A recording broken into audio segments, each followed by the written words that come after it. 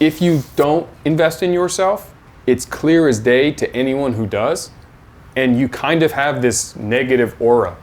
When you're around someone who's not willing to invest in themselves, I don't want to help them. I don't want to be around them. I'm me. I'm still 51 years old, investing in myself every day. And the day you stop, it's when disease happens. It's when you crumble, and if you're not growing, you're shrinking. You become unhappy. And it's also the element that if you don't invest in yourself, it's clear as day to anyone who does, and you kind of have this negative aura. When you're around someone who's not willing to invest in themselves, I don't want to help them. I don't want to be around them. Let's talk about that.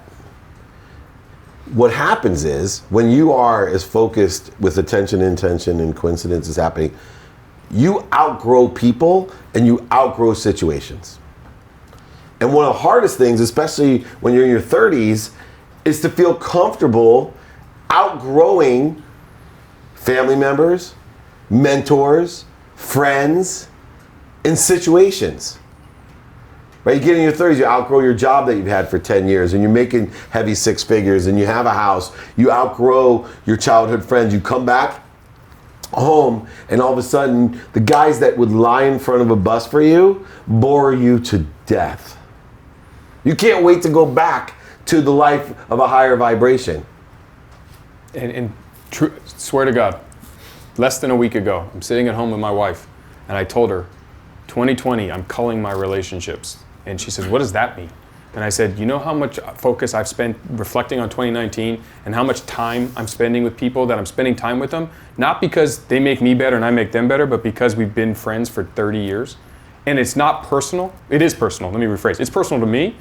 I'm feeling like I am that. I am feeling truthfully like not bored, and I'm not better or worse than them. We're just different. No, it's a frequency. Their world is different than my world, and we're trying to force it together because we've done it for so long. And he's right. I have this anxiety and this own personal fear of what that's going to be. And my wife is a little uncomfortable. She's like, well, what does that mean? I'm like, if I can't be a champion for them in their life and they can't be a champion for me in my life, what are we doing?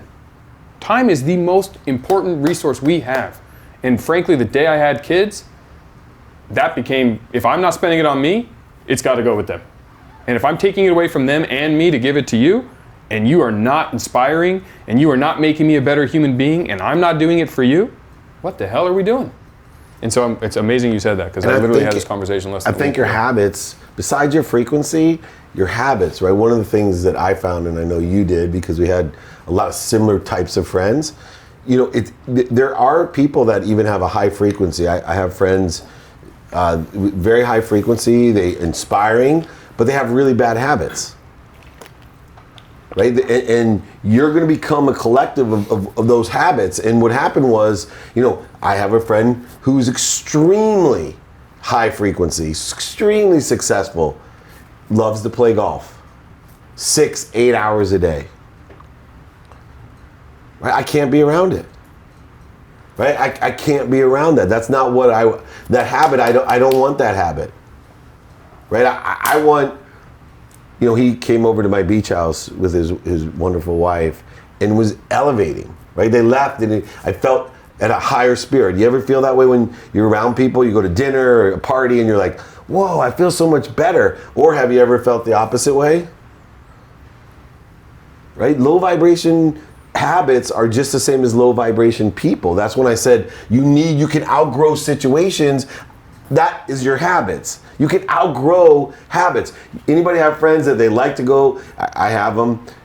Their thing on Sunday is they like to go to the game. This is what my schedule was, and get completely shit-faced at the games. With your motorhome. Football, yeah. Every Sunday. Really high vibrating people, but that is not a high vibrating habit that I want. And it's okay in different life circumstances, right? Because I think you hit it. Like in your 30s, I'm in my 30s, so I'm kind of in that, and I'm learning from him in this conversation, so it's kind of cool. I'm there. I wasn't there 5 years ago. 5 years ago, I would have told you, no way. I am so loyal to my friends. I would die for them. They'd die for me. I will absolutely spend my time with them, and I would fight with anyone who tried to tell me I shouldn't. But you really do become the average of the 5 people you spend the most time with, good, bad, or indifferent. And if you're not where you want to be, you should look at who you're with and where you're investing that time. And look who you're attracting, right? One of the things I know Justin and I are just like, through the evolution of our brand, like the people that you attract. Like there's no accident he's back into my life. No accident this other young mentee's back into my life, who actually was in the first mentee group with Jeffrey, this other mentee that's doing, you know, like the people that they can go on and off your trolley, right? They go on, stop like a subway. They're on it for this stop for a couple miles, then they jump off for a couple years and back on. Pay attention to who you're attracting.